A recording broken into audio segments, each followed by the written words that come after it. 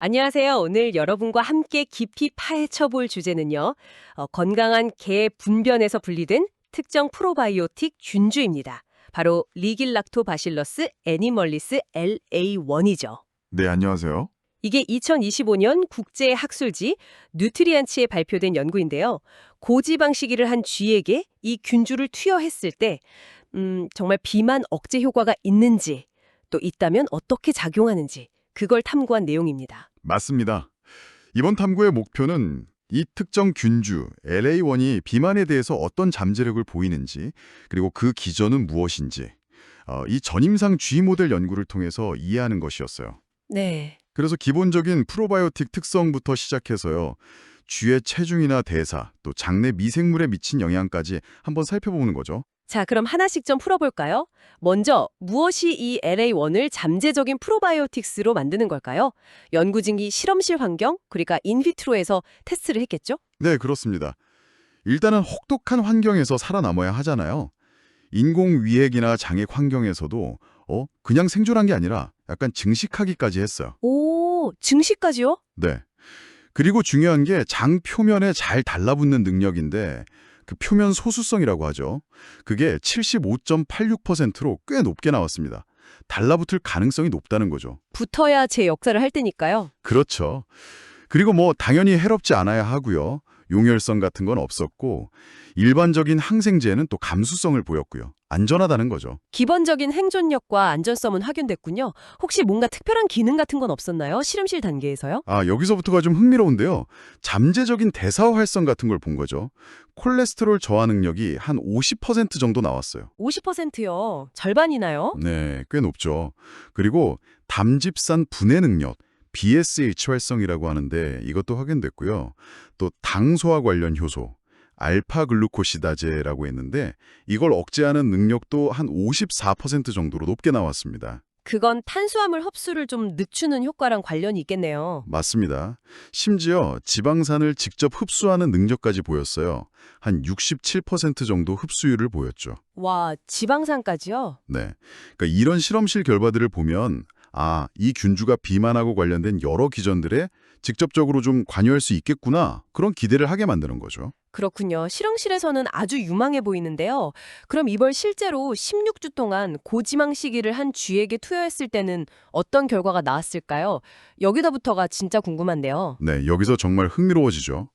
LA1을 먹인 그룹은 고지방식이만 한 그룹하고 비교했을 때 먹는 양은 비슷했어요. 먹는 양은 비슷한데 네. 그런데도 체중 증가는 훨씬 덜했습니다. 그리고 간이나 지방 조직, WATS라고 부르는데 이 조직들의 크기, 무게도 더 작았고요. 와, 먹는 양은 똑같은데 살이 덜 쪘다. 이건 정말 주목할 만한 결과인데요. 그렇죠. 그래서 더 깊이 들여다봤죠. 여러 대사 지표들을 확인해 봤는데 LA1 그룹이 고지방식이만 한 쥐에 비해서 혈청 중성지방, 또 혈당, 그리고 간 효소 수치 있죠? ALT, AST 이것들이 다 낮게 나왔습니다. 간 건강에도 좋은 영향을 미쳤군요. 네. 그리고 간 조직을 직접 분석해 봤어요. 그랬더니 총 콜레스테롤이나 중성지방, 그리고 나쁜 콜레스테롤이라는 LDLC 수치도 감소했더라고요. 직접적인 변화가 있었네요. 네, 조직 검사, 그러니까 현미경으로 봐도 간에 지방이 축적되는 거, 지방증이라고 하죠. 그게 줄어들었고 지방세포 자체의 크기도 작아진 게 확인됐습니다. 아, 눈으로도 확인이 될 정도로요? 그렇군요. 비만 연구하면 또 장내 환경 변화를 빼놓을 수가 없잖아요. 장내 미생물 구성은 어땠을까요? 네, 당연히 살펴봤습니다. 16S RNA 염기서열 분석이라는 걸로 장내 미생물 구성을 봤는데요. 예상대로 고지방식이는 장내 균형을 좀 깨트렸어요. 피르미크테스, 박테로이데테스 비율, 흔히 FB 비율이라고 부르는 지표가 증가했죠. 이건 보통 안 좋은 신호로 보거든요. 그렇죠. 그런데 LA1을 처리했더니 이게 부분적으로 회복되는 경향을 보였습니다. 그러니까 박테로이데테스 같은 유익균 쪽은 늘리고 FB 비율 자체는 감소시킨 거죠. 균형을 좀 되찾아줬네요. 네, 좀 더 구체적으로 보면 박테로이데스나 무리바쿨라과 같은 유익하다고 알려진 속, 지너스 수준의 균들은 늘어나고 반대로 미분류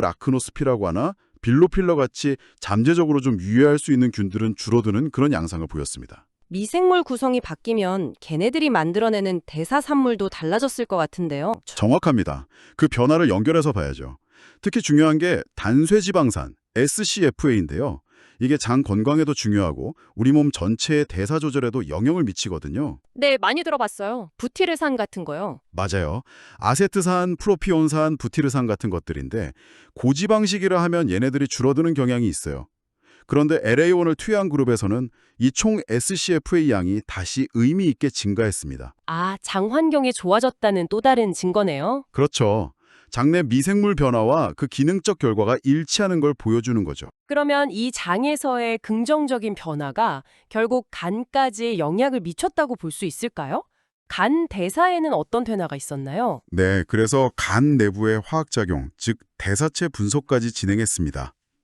봤더니 고지방식이는 간에서 아세틸코에이나 중성지방, 콜레스테롤, 담즙산 같은 것들을 증가시켰어요. 지방 합성이 활발해진 거죠. 네. 그런데 LA1 처리는 이런 변화들 중 상당수를 다시 되돌리는 효과를 보였습니다. 특히 지방 합성에 직접 관여하는 아세틸코에이나 말로닐코에이 같은 핵심 물질들을 감소시켰어요. 아, 간에서 지방 만드는 과정을 좀 억제했다는 거군요. 네, 그렇다고 볼 수 있습니다. LA1이 간 대사를 재프로그래밍 한다고 할까요? 특히 지질 대사나 아미노산 대사 경로에 영향을 줘서 지방 생성을 줄이는 방향으로 작용한 것으로 보입니다. 와, 정말 종합적이네요. 그럼 이 모든 걸 정리해보면 결국 개에서 유래한 이 LA1이라는 특정 균주가 쥐 실험이긴 하지만 비만 억제 잠재력을 확실히 보여줬다. 이렇게 요약할 수 있겠네요. 네, 그렇습니다. 장내 미생물 균형을 개선하고 또 유익한 SCFA는 증가시키고 간 대사를 조절해서 지방 생성과 저장을 줄이는 이런 복합적인 방식으로 작용하는 것으로 보입니다. 이게 단일 균주 연구라는 점도 흥미롭고요. 맞아요. 균주 특이적인 효과를 보여주는 유망한 전임상 연구 결과라고 할 수 있습니다. 물론 이게 쥐실험 결과니까 항상 사람에게 혹은 추가적인 실험 없이는 개에게조차 직접적으로 적용된다고 말할 순 없어요. 당연하죠. 그건 한계점이겠죠. 네. 하지만 표적화된 프로바이오틱스가 언젠가 이런 대사 문제를 관리하는 데 어떻게 도움을 줄 수 있는지 그 가능성과 구체적인 기전을 보여줬다는 데 큰 의미가 있습니다. 자, 오늘 이야기를 마무리하면서 청취자 여러분께 이런 질문을 한번 던져보고 싶습니다. 이 프로바이오틱스가 원래 개에서 왔잖아요.